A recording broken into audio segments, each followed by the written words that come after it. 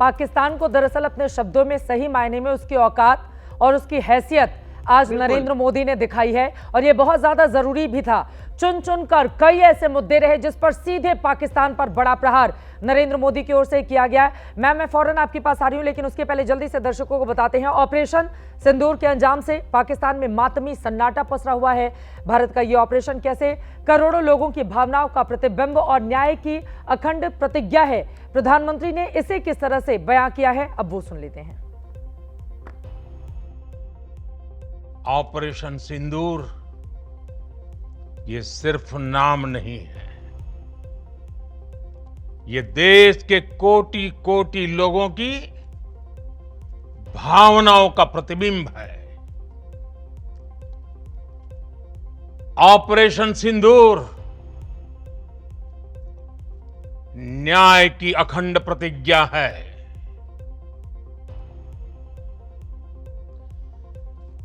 6 मई की देर रात 7 मई की सुबह पूरी दुनिया ने इस प्रतिज्ञा को परिणाम में बदलते देखा है। भारत की सेनाओं ने पाकिस्तान में आतंक के ठिकानों पर, उनके ट्रेनिंग सेंटर्स पर सटीक प्रहार किया। आतंकियों ने सपने में भी नहीं सोचा था कि भारत इतना बड़ा फैसला ले सकता है, लेकिन जब देश एकजुट होता है, नेशन फर्स्ट की भावना से भरा होता है, राष्ट्र सर्वोपरि होता है, तो फौलादी फैसले लिए जाते हैं। प्रधानमंत्री नरेंद्र मोदी का यह बयान कितना अंदर तक चुभा होगा पाकिस्तान को, आप समझ सकते हैं। एयर मार्शल संजीव कपूर जी, सीधे आपके पास आते हुए, प्रधानमंत्री ने किसी वजह से उन तक आवाज नहीं जा रही है, एक बार फिर से आपके पास आते हुए कैप्टन याशिका हटवाल त्यागी जी, प्रधानमंत्री जब ये कहते हैं कि पाकिस्तान के खिलाफ कार्रवाई सिर्फ स्थगित हुआ है, अगर दोबारा पाकिस्तान ने कोई भी हिमाकत की तो फिर से मुंहतोड़ जवाब उसको दिया जाएगा। सीज फायर को लेकर बहुत सारे लोग देश के भीतर भी सवाल उठा रहे थे, क्यों कर दिया, क्यों कर दिया, क्यों कर दिया। क्या सभी को अब इस सवाल का जवाब मिल गया है? बिल्कुल जवाब मिल गया है। हमने ये बिल्कुल नहीं कहा है कि ऑपरेशन सिंदूर रुक गया, खत्म हो गया, नहीं, सिर्फ बॉर्डर्स के ऊपर मिलिट्री एक्टिविटी जो है उसे पॉज किया गया है, यानी गोलाबारी नहीं हो रही है। लेकिन यदि पाकिस्तान ने किसी भी तरीके का कोई मिसएडवेंचर किया, यानी उसको ऐसे गर्दन से पकड़ लिया है कि यहां से वहां खिसका तो एक गोला आएगा। प्रधानमंत्री के सेंटेंसेस बहुत क्लियर हैं, वहां से गोली चली तो यहां से गोला चलेगा। यानी आप देखिए उन्होंने कितना क्लियर किया कि अगर तुम एक करोगे तो हम 10 से जवाब देंगे। और ये पिछले 3-4 दिनों में बहुत क्लियर हुआ चित्रा जी, और इतना गर्व हो रहा है हिंदुस्तानी होने पे इस समय कि मैं और मुझे यकीन है कि आपको भी बिल्कुल ऐसा ही लग रहा होगा कि पाकिस्तान के ड्रोन्स के वेव अपॉन वेव वहां से आती गई, हाई स्पीड मिसाइल्स आती गई। लेकिन मजाल है कि एक भी ड्रोन या एक भी मिसाइल अपने निशाने पे लगी हो, हवा में ही सबको उड़ा दिया। और यहां से जब हमारे अटैक्स हुए तो हर टारगेट को 100% सक्सेस मिली। मतलब कितना कॉन्ट्रास्ट है। पाकिस्तान की ओर से जब अटैक की फोटोज दिख रही हैं तो सिर्फ उनकी जो हैवी आर्टिलरी थी उसकी फायरिंग से जो हमारे एलओसी के घरों को नुकसान पहुंचा वो दिखाया जा रहा था, क्योंकि उसके ऊपर एयर डिफेंस काम नहीं करती है, उसका मुकाबला तो हमारी हैवी आर्टिलरी ही कर रही थी।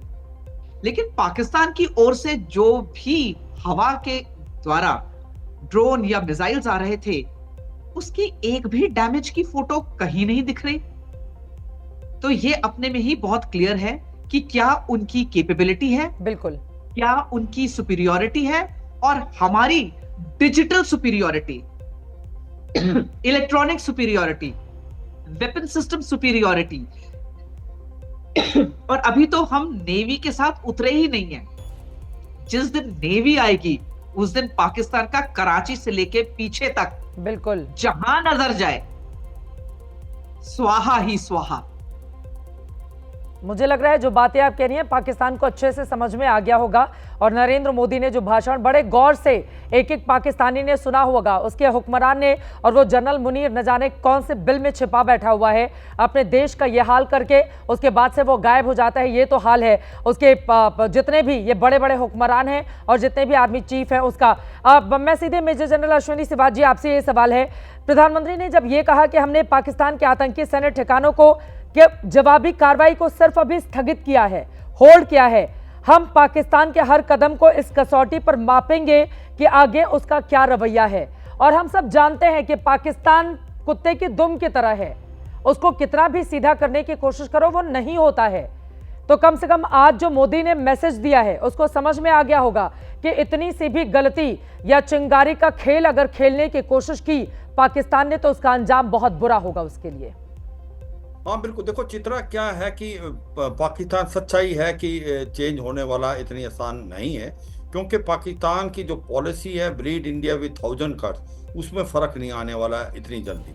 पाकिस्तान के पास अभी भी 400 से 500 आतंकवादी लॉन्च पैड और ट्रेनिंग एरिया बैठे, क्योंकि मैंने ब्रिगेड कमांड की है कुपवाड़ा में, लाइन ऑफ कंट्रोल में, मच्छल में, तो मुझे मालूम है कि अभी भी पाकिस्तान यही ताक में बैठा कि किसी प्रकार से ये आतंकवादी जो हैं कश्मीर घाटी के अंदर हम डाल दें। और जिस प्रकार से आज आपने देखा है ये नज़ारा कि किस प्रकार से एक आतंकवादी के जनाजे के अंदर जो पाकिस्तान की फौज के सीनियर मोस्ट ऑफिसर भी घूम रहे थे, तो ये दिखाता है कि एक गठजोड़ है पाकिस्तान की आर्मी और आतंकवाद और जो उनके पॉलिटिशियन। बिल्कुल। तो क्योंकि पाकिस्तान इसको स्ट्रेटेजिक एसेट मानता है, पाकिस्तान गुड और बैड टेररिस्ट में फ़र्क करता है। लश्कर तौबा जैसे मोहम्मद टेररिस्ट को ये गुड टेररिस्ट बोलता है और तहरीक तालिबान पाकिस्तान को बैड टेररिस्ट बोलता है। अब बात आती है कि क्या वो अब कुछ समझेगा, सीखेगा? बिल्कुल समझे, सीखेगा, क्योंकि भारत ने एक न्यू नॉर्मल बना दिया है कि आइंदा से कोई भी टेररिस्ट एक्शन होता है it will be considered act of war. इसका मतलब कल को कुछ हो जाता है दोबारा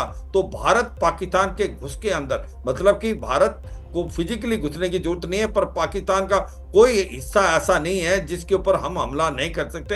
हमारे पास काबिलियत है, स्कैल्प मिसाइल है जो कि एक प्रकार रफेल में है, बरमोस क्रूज मिसाइल है जो वर्ल्ड की सबसे अच्छी है। एक पॉइंट आज जो बहुत अच्छा बोला चित्रा, जिससे पूरा फक्र हो रहा है कि आप देखें कि भारत ने जो अपनी इंडिजिनस रोड मैप है, जो कि किसी टाइम में जब मैं भी सर्विस में था तो यही लगता था कि हम ज्यादातर हथियार जो हैं वो बाहर से खरीदते थे, 87%। आज हम करीब 63% हथियार खुद बना रहे हैं, और ये एक मुझे लगता है काबिलियत और क्षमता के कारण आज हम आकाश जैसा जो एयर डिफेंस सिस्टम है, क्योंकि वो आज इतना अच्छा प्रूव हुआ कि आर्मेनिया को बेचा, आज 11 देशों ने उसकी डिमांड कर दी है। आपको एक चीज समझ आनी चाहिए कि सबसे अच्छा क्या प्रूव हुआ इस मुठभेड़ में, एयर डिफेंस सिस्टम। जो हमारा एक एयर डिफेंस सिस्टम था, जो इंटीग्रेटेड एयर डिफेंस सिस्टम, जिसके अंदर S-400 एयर डिफेंस सिस्टम, आकाश था, उसके बाद बैरक मिसाइल थी, L-70 था, और उसके बाद ट्विन बैरल था, और एक और जो कि एंटी ड्रोन सिस्टम था। ये मल्टी लेयर्ड था, इसको इम्प्रेग्नेबल था, इसके अंदर से पाकिस्तान की मिसाइल रॉकेट नहीं वापस की। और उल्टा देखें, जब पाकिस्तान की तरफ हमारे गोले गए, रॉकेट गई, मिसाइल गई, जो उनका HQ-9 सिस्टम जो चाइना से मिला था वो बिल्कुल फेल हो गया, और उसके कारण हमने 11 उसकी जो फ्रंट लाइन एयरफील्ड है उनको चंद एक टाइम में बर्बाद कर दिया। आज आप क्या कर सकते हो? और यही हम कह रहे हैं, ये न्यूक्लियर बॉगी एक्सपोज कर दी एक देश की। अब 11 एयरफील्ड को चंद एक समय में उसको न्यूट्रलाइज कर दे तो इतना ज्यादा भारी नुकसान हुआ। सरगोदा जैसी एयरफील्ड जिसको लाइफलाइन माना जाता पाकिस्तान का, या आप स्कार्दू जहां पर पाकिस्तान के साथ चाइना भी मिलके उसने अपने JF-30 लगा दिए थे, तो आज हमने ये प्रूव कर दिया कि ये न्यूक्लियर बोगी है, इसको आप एक प्रकार से ना माने, पूरे वर्ल्ड को दिखा दिया पाकिस्तान एक आतंकवाद का गढ़ है। सेंटर है और इसकी पाकिस्तान की आर्मी, पाकिस्तान की गवर्नमेंट और आतंकवादियों में कोई फर्क नहीं है। ये आपस का ये जो भी सच्चाई गठजोड़ है उसको आज प्राइम मिनिस्टर ने एक्सपोज किया है। यकीनन ये बड़ी बात उनकी ओर से कही गई है।